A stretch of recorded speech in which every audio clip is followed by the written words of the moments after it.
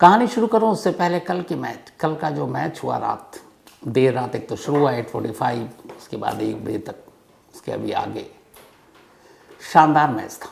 206 Mumbai Indian ने बनाया, challenging था, नॉकआउट मैच है। लेकिन जिस तरीके से पंजाब ने कल गेम दिखाया, और कमाल है सरपंच साहब यानी श्रेयस अय्यर, पंजाब किंग्स के कैप्टन, जो इनिंग खेली है कल, माइंड ब्लोइंग।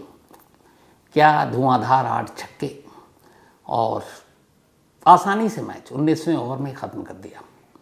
लास्ट फ्राइडे आपको याद है जब प्लेऑफ का मैच था पहला 1 और 2 आरसीबी एंड पंजाब के बीच में, और 1 साइडेड मैच आरसीबी जीती थी क्योंकि 100 के आसपास पंजाब ऑल आउट हो गई थी।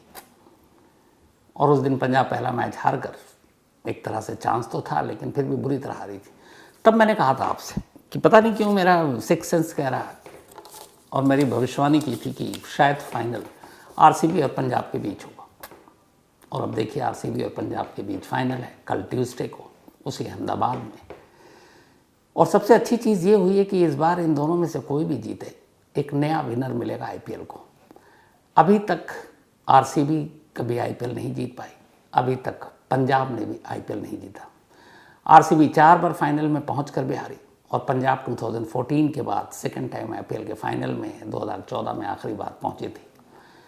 और श्रेयस अय्यर के बारे में क्या कहूँ, लास्ट ईयर केकेआर यानी कोलकाता नाइट राइडर को खिताब जीता है आईपीएल का। उससे पहले एक बार दिल्ली को फाइनल तक पहुंचाया, और अब पंजाब को फाइनल मिलेगी। फिर भी श्रेयस अय्यर हमारी इंडियन टीम में नहीं है टेस्ट मैच में, और क्या आईपीएल में शानदार रन बना रहे हैं। तो कल का मुकाबला है, इंटरेस्टिंग होगा। और मैं सच बताऊं, कल वो मैच होगा जिसको मैं बिना, हर मैच को देखता हूं तो थोड़ा सा टेंस होकर देखता हूं, क्योंकि एक फेवरेट टीम होती है। मैं चाहता हूं कि कभी फेवरेट टीम मेरी हारे नहीं। कल वो मैच है आईपीएल का फाइनल जिसमें कोई टेंशन नहीं है, क्योंकि दोनों ही फेवरेट हैं। पंजाब जीते, आरसीबी जीते, तो दोनों ही फेवरेट है, तो कोई तनाव होगा नहीं, मैच के मज़े लेंगे बस। अब विकी पाजी की तरफ से है कि पूरी टीम चाहती है, विकी पाजी जो कि पंजाब क्रिकेट एसोसिएशन के मेंबर भी है, तो पंजाब, तो मैं चाहता हूं कि विकी पाजी भी खुश रहें, पंजाब जीते।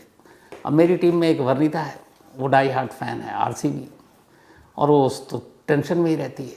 अब वो चाहती है आरसीबी जीते, तो मैं चाहता हूँ वो भी खुश हो जाए। तो बाकी देखिए कल क्या होता है, जो भी हो एक अच्छी टीम जीतेगी कल का मैच, और पहली बार एक नया चैंपियन मिलेगा आईपीएल को। वैसे भी मुंबई 5-6 बार जीत चुकी थी, चेन्नई जीत चुकी, बार बार अगर हर बार 1-2 ही टीम जीतती रहे ना कब, तो बोरिंग सा हो जाता है। नई नई टीमों को मौका मिलना चाहिए। तो ये तो रही आईपीएल की बात। अब आते हैं आज की कहानी के ऊपर। 21 मई की सुबह की बात है, 21 मई, बेंगलुरु के आउटस्कर्ट में एक रेलवे ब्रिज है जिसका नाम है चंदापुरा रेलवे ब्रिज। ऊपर से ट्रेन गुजरती है, नीचे रेलवे ब्रिज है, और ये मेन लाइन है। बेंगलुरु आने जाने वाली हर ट्रेन लंबी दूरी की हो, वो सब इसी ट्रैक से गुजरती है। तो उसी चंदापुर रेलवे ब्रिज के नीचे सुबह सुबह एक कूड़ा बीनने वाला शख्स कूड़ा बीन रहा था। अचानक उसकी नज़र एक नई और चमचमाती हुई बैग पर पड़ी। करीब जाकर उसने देखा एक बैग पड़ा हुआ है, ट्रॉली बैग। अब उसके मन में लालच आया, उसने कहा बैग खोल कर देखते हैं, पक्का किसी पैसेंजर का गिरा होगा, बहुत सारी चीज़ें होंगी।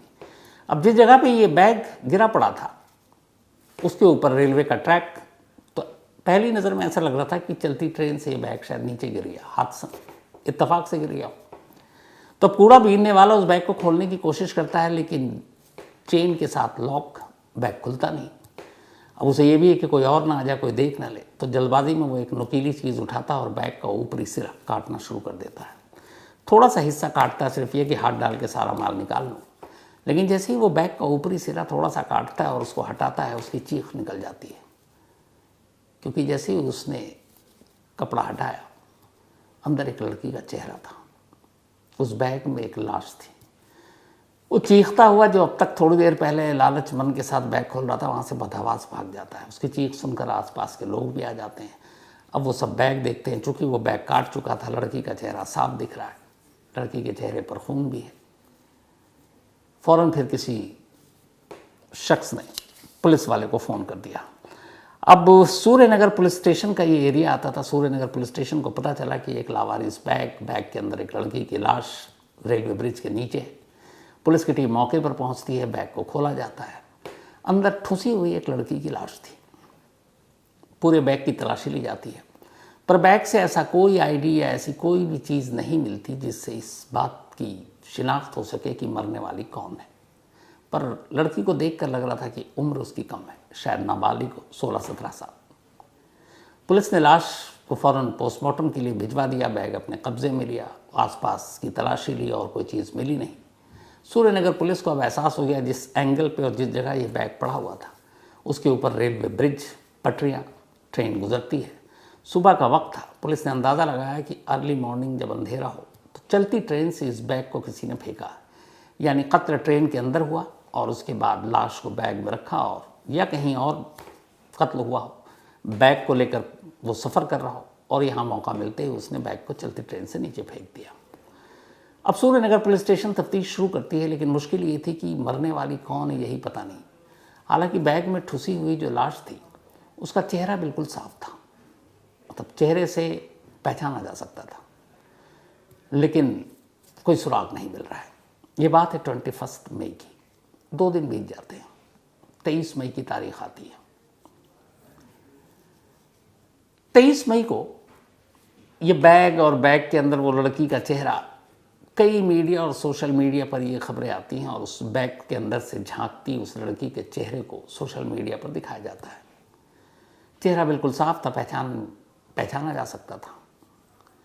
2 दिन बीत गए, बेंगलुरु पुलिस के हाथ खाली, लेकिन बेंगलुरु से अराउंड 2400 किलोमीटर दूर, 2400 किलोमीटर दूर बेंगलुरु से बिहार के नवादा ज़िले के एक गांव तक ये सोशल मीडिया की तस्वीर पहुंचती है। अब जब ये तस्वीर उस गांव तक पहुंचती है, हिसवा गांव है, तो वहाँ कुछ लोग देखते हैं। इसके बाद हिसवा गांव की पुलिस देखती है। जब पुलिस देखती है तो अचानक पुलिस को चेहरा कुछ जाना पहचाना सा लगता है। अब हिसवा गांव की कहानी ये थी कि यहाँ 15 मई को एक नाबालिग लड़की गायब हो जाती है। उस लड़की के पिता पुलिस स्टेशन में रिपोर्ट लिखाने आते हैं। लड़की के पिता ये रिपोर्ट लिखाते हैं कि उनकी बेटी 15 मई को घर से निकली और गायब है, और साथ ही वो अंदेशा जताते हैं कि उनके पड़ोस के गांव का एक लड़का जिसका नाम है आशिक कुमार, शायद उसने उनकी बेटी को किडनैप कर लिया है।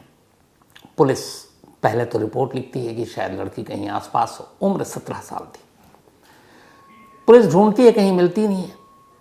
अब गांव की पुलिस ढूंढ रही है, भी लड़की का आता पता नहीं, ये भी है कि कहीं चली गई होगी किसी के साथ, इश्क विश्क का चक्कर ना हो। तो रिपोर्ट तो लिख लिया, लेकिन लड़की का कोई सुराग नहीं मिलता। इधर अचानक 23 मई को बेंगलुरु का वही चेहरा जो एक बैग में बंद बैग के अंदर से झांक रहा है, सोशल मीडिया पर तैरते तैरते इस हिसवा गांव तक पहुंचता और फिर हिसवा पुलिस स्टेशन तक। पुलिस के पास वो रिपोर्ट दर्ज थी। लड़की के पिता ने बाकायदा उसकी तस्वीर भी दी थी। अब सोशल मीडिया पर आने वाली उस तस्वीर और उस लड़की के पिता के ज़रिए दी गई तस्वीर को जब पुलिस देखती है तो चेहरा काफ़ी मिलता जुलता है। अब सोशल मीडिया से पता चलता है पुलिस को कि एक 21 मई की सुबह बेंगलुरु के सूर्यनगर पुलिस स्टेशन के तहत रेलवे ब्रिज के नीचे एक ट्रॉली बैग मिला और उसके अंदर से एक लड़की की लाश मिली और चेहरा मेल खा रहा है। फौरन हिसवा पुलिस बेंगलुरु पुलिस को कांटेक्ट करती है। इधर बेंगलुरु पुलिस भी अब तक अंधेरे में, लड़की की शिनाख्त नहीं हो पा रही है, लेकिन जैसे ही नवादा के इस गांव के पुलिस स्टेशन से फ़ोन जाता है, बेंगलुरु पुलिस को भी लगता है चलो कुछ तो कामयाबी मिली, शायद लड़की आइडेंटिफाई हो गई है। तो फ़ोटो वोटो भेजा जाता है। बेंगलुरु पुलिस कहती है हाँ लगभग पूरा मेल खाता है। अब पुलिस की एक टीम फैमिली को लेकर बेंगलुरु पहुंचती है। वहाँ मॉर्चरी ले जाया जाता है। मुर्दा घर में बाप उस लाश को देखता है, रोने लगता है, क्योंकि वो उसकी नाबालिग बेटी की लाश थी। अब ये कंफर्म हो गया कि 21 मई की सुबह बैग से जो लाश मिली वो बिहार के नवादा ज़िले के हिसवा गांव की रहने वाली 17 साल की एक लड़की की, जिसका नाम रिया है। अब सवाल ये था, लड़की की पहचान तो हो गई, पर 2 सवाल बाकी थे। पहला, जो पोस्टमार्टम रिपोर्ट तब तक आ चुकी थी, उस रिपोर्ट के हिसाब से लड़की का गला घोंटा गया और उसके गर्दन की हड्डी टूटी हुई थी। डॉक्टरों के हिसाब से गर्दन की हड्डी इसलिए टूटी क्योंकि कातिल ने उसके सीने पर बैठकर दोनों हाथों से उसका गला दबाया था और उसके घुटने के प्रेशर की वजह से शायद गले की हड्डी टूट गई, यानी एक कत्ल का मामला था। अब सवाल ये था कि रिया का कातिल कौन है, और दूसरा सवाल ये, जो रिया कभी गांव से बाहर नहीं निकली, वो अपने गांव से 2400 किलोमीटर दूर बेंगलुरु कैसे पहुंच गई, वो भी बिना घर वालों को बताए और बिना घर वालों की जानकारी के। अब इन दो सवालों के जवाब तलाशने थे ताकि इस पहेली को सुलझाया जा सके। इत्तेफाक से हिस्वा पुलिस की नज़र लड़की के पिता के कंप्लेन पर पड़ी। अच्छा, यहाँ दोनों चीज़ एक साथ हो गई, चूँकि बेंगलुरु में रेलवे ब्रिज के पास जहाँ से ये बैग और उसमें लाश मिली वो सूर्यनगर पुलिस स्टेशन के तहत आता, ज्यूरिसडिक्शन उनका हुआ क्योंकि लाश वहाँ मिली। लेकिन किडनैपिंग का केस बिहार के नवादा ज़िले में दर्ज, तो केस उनका भी है। अब बिहार पुलिस और बेंगलुरु पुलिस ने मिलकर एक फैसला किया कि वो दोनों इस केस में एक दूसरे की मदद करेंगे, लेकिन केस ओरिजिनली बेंगलुरु का ही होगा, बेंगलुरु पुलिस का ही होगा, क्योंकि बॉडी वहाँ मिली है। अब तफ्तीश शुरू होती है। सबसे पहले ब्रेक थ्रू हिस्वा पुलिस करती है। पता चला कि उस लड़की के पिता ने जो कंप्लेंट लिखाई थी नामजद था, उसमें यह था कि उनकी लड़की को किडनैप कर लिया गया और किडनैपर के नाम के तौर पर उन्होंने पड़ोस के गांव के रहने वाले एक शख्स आशिक कुमार का नाम लिखाया था। लाश जैसे ही कंफर्म हो गई कि रिया की है, हिस्वा पुलिस की टीम फौरन पड़ोस के गांव जाती है आशिक कुमार के घर। इत्तेफाक से आशिक कुमार घर पर मिल जाता है। पुलिस उसे पकड़ कर लाती है, पूछताछ शुरू होती है। जैसे जैसे पूछताछ आगे बढ़ती जाती है, गिरफ्तार लोगों की तादाद भी बढ़ती जाती है और धीरे धीरे आखिरकार गिरफ्तार लोगों की तादाद 7 पर आकर रुक जाती है। 7 लोग इस केस में अरेस्ट हो जाते हैं। और अब आशिक कुमार अपनी पूरी कहानी सुनाता है। वो कहानी कुछ यूँ है। 17 साल की रिया जिस गांव में रहती थी, उसके पड़ोस में आशिक कुमार रहता था। आशिक कुमार की शादी हो चुकी, उसके 2 बच्चे हैं। रिया के साथ उसकी ठीक ठाक दोस्ती थी। 3 साल पहले आशिक कुमार बेंगलुरु पहुंचा। उसके फूफा और फूफी बेंगलुरु में एक प्राइवेट कंपनी में जॉब करते थे। 3 साल पहले फूफा ने कहा कि तू भी बेंगलुरु आ जा, यही नौकरी लगा दूंगा। 3 साल पहले आशिक कुमार बेंगलुरु गया, वहाँ एक प्राइवेट कंपनी में उसकी जॉब लग गई। वो अपने फूफा फूफी के साथ उसी के घर में साथ रहने लगा। इसी मई में एक छुट्टी में आशिक कुमार अपने गांव आता है। गांव आता है तो रिया से मिलता है। इसके बाद उसे बहला फुसला कर कहता है कि चलो तुमको बेंगलुरु घुमाऊंगा। रिया मान जाती है। 15 मई को वो हिस्वा गांव से निकलता है और गया पहुंचता है। अब उसका नाम गया जी हो गया है। गया जंक्शन इसके गांव से करीब 50 किलोमीटर की दूरी पर था। तो ये गांव से जंक्शन तक पहुंचते हैं गया। अब वहाँ से ये लोग कोलकाता की एक ट्रेन पकड़ते हैं, फिर कोलकाता पहुँच जाते हैं। अब गया जंक्शन से कोलकाता की दूरी अराउंड 483 किलोमीटर थी। अब कोलकाता से फिर ये बेंगलुरु की ट्रेन पकड़ते हैं और बेंगलुरु पहुँचते हैं। कोलकाता से बेंगलुरु की दूरी अराउंड 1875 किलोमीटर थी। यानी कुल मिलाकर ये लोग 2400 किलोमीटर का सफ़र तय करते हैं गाँव से और फिर बेंगलुरु पहुँचते हैं। बेंगलुरु जाने के बाद आशिक कुमार रिया को अपने साथ अपने उसी फूफा फूफी के घर ले जाता है जहाँ वो रहा करता था। फूफा फूफी कोई एतराज़ नहीं करते, जबकि वो जानते हैं कि आशिक कुमार शादीशुदा है, उसकी पत्नी और 2 बच्चे गांव में हैं और ये पड़ोस के गांव की एक लड़की को लेकर आया। अब वो वहीं रहते हैं। 20 मई की सुबह आशिक कुमार के फूफा और फूफी ड्यूटी पर चले जाते हैं।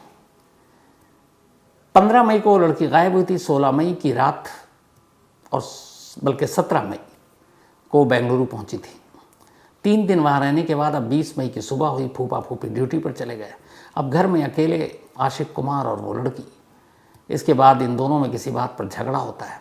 इस झगड़े के दौरान अचानक आशिक कुमार उस लड़की का गला घोटने की कोशिश करता है। वो विरोध करती है, गिर पड़ती है। वो उसके ऊपर चढ़कर बैठ जाता है। सीने पर बैठकर घुटनों से दोनों हाथों से उसका गला दबाता है। थोड़ी देर बाद उसे यकीन हो जाता है कि लड़की मर गई। अब वो फ़ोन करता है अपने दोस्तों को। दोस्त से कहता है कि एक अर्जेंट काम में घर आ जाओ। दोस्त को ये नहीं बताता कि उसके हाथ से कत्ल हो गया। अब उसके 4 दोस्त घर पहुंच जाते हैं जो बेंगलुरु में रहते हैं। जब वो घर आते हैं और घर के अंदर दाखिल होते हैं तो उनकी हवाइयाँ उड़ने लगती हैं, क्योंकि सामने फर्श पर अब भी लाश पड़ी थी। अब वो बताता है कि देखो मेरे हाथ से कत्ल हो गया, लेकिन पुलिस को यही बताना है कि इसने खुदकुशी की है और इसने अपनी जान दे दी है। तो अगर तुमने ये नहीं कहा तो तुम सबको भी अपने साथ फंसा दूंगा। अब दोस्त क्राइम सीन पर थे, उन्हें लगा कि क्राइम सीन पर आ गए हैं, अगर इसकी बात नहीं मानेंगे तो सचमुच फंसा सकते हैं। जबकि वो थोड़ा सा दिमाग लगाते तो उनमें से कोई निकल कर भाग कर सीधे पुलिस को फ़ोन कर सकता था, सच्चाई बता सकता था, तो फिर इतना सब कुछ नहीं होता। लेकिन उन्होंने ऐसा नहीं किया, उसकी बातों में आ गए। फिर ये हुआ कि क्या करें, तो उसने कहा यही दिखाना है कि इसने गले में फंदा डालकर अपनी जान दे दी। और हम लोग, दरवाज़ा अंदर से बंद था, बाहर खिड़की से नज़र आ रहा था, हमने खिड़की के शीशे तोड़े और अंदर दाखिल हुए, उसको नीचे उतारा, तब तक वो मर चुकी थी। ये कहानी थी। अब उन्होंने पहली गलती ये की कि अंदर कमरे के अंदर हैं और शीशा तोड़ रहे हैं खिड़की का। जब शीशा तोड़ रहे हैं तो सारे शीशे कांच बाहर की तरफ गिर रहे हैं। बाद में जब पुलिस मौके पर पहुंची तो सारे कांच शीशे बाहर की तरफ मिले, जबकि अंदर दाखिल होने के लिए ज़रूरी था कि वो बाहर से शीशा तोड़ते ताकि कांच अंदर की तरफ गिरता, लेकिन ये बाहर की तरफ है, तो इससे क्लियर हो गया कि शीशा अंदर से तोड़ा गया, बाहर से नहीं। खैर, उन्होंने सारी प्लानिंग कर ली। अब ये था कि पुलिस को फ़ोन करेंगे, उसके बाद बुलाएंगे और कहेंगे कि इसने सुसाइड किया है। शाम हो गई, ड्यूटी खत्म। अब आशिक कुमार के फूफा और फूफी घर पहुंच गए। जैसे ही घर पहुंचे, घर के अंदर एक लाश बदहवास हो गई।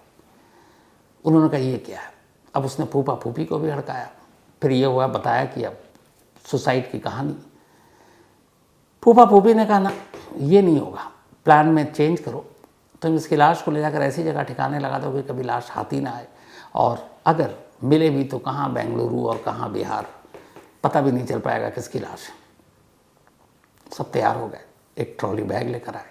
ट्रॉली बैग में उस लाश को ठूंसा गया। इसके बाद फूफा ने खुद अपने मोबाइल से ओला कैब बुक किया। इसके बाद ये दोस्त उस बैग को लेकर टैक्सी में बैठे। तब तक रात हो चुकी थी, देर रात हो चुकी थी। फिर ये टैक्सी में बैठने के बाद उसी रेलवे ब्रिज के नीचे पहुंचते हैं, टैक्सी से उतर जाते हैं। टैक्सी ड्राइवर को थोड़ा सा शक होता है कि रात इतनी गहरी, सुनसान इलाका, एक बैग, और ये लोग इस जगह पर उतर रहे हैं। मतलब कोई न बस स्टॉप है, ना रेलवे स्टेशन है, ना कोई शॉप है, ना होटल है। लेकिन शक होते हुए भी टैक्सी ड्राइवर थोड़ा सा कैजुअल अप्रोच दिखाता है और पैसा लेता और निकल लेता है। उसके जाने के बाद ये लोग थोड़ा सा आगे बढ़ते हैं और रेलवे ब्रिज के नीचे सुनसान जगह थी, वहाँ बैग को फेंकते हैं, वापस जाते हैं। अगले दिन बेंगलुरु से बिहार लौट जाते हैं। ये थी पूरी कहानी। अब बेंगलुरु पुलिस और हिस्वा की पुलिस मिलकर इस केस को सुलझाती है। 7 लोग अरेस्ट हैं। 7 को अब बिहार पुलिस ने बेंगलुरु पुलिस को सौंप दिया है। वो आगे की तफ्तीश कर रहे हैं और इसमें अगर कोई और शामिल हो ये भी पता करने की कोशिश कर रहे हैं। लेकिन 2 राज्यों, अक्सर हम लोग सुनते हैं कि 2 राज्यों या 2 शहरों की पुलिस आपस में लड़ती है। इस केस में दोनों अलग अलग स्टेट की पुलिस ने एक दूसरे का साथ दिया और यही वजह है कि केस इतनी जल्दी सुलझ गया। और उससे भी बड़ा ये कि सोशल मीडिया ने जो इसमें रोल प्ले किया, वो तस्वीर अगर बेंगलुरु से 2400 किलोमीटर दूर तैरते तैरते उस बिहार के गांव तक नहीं पहुंचती तो शायद कभी रिया की शिनाख्त भी नहीं हो पाती। तो ये थी आज की कहानी।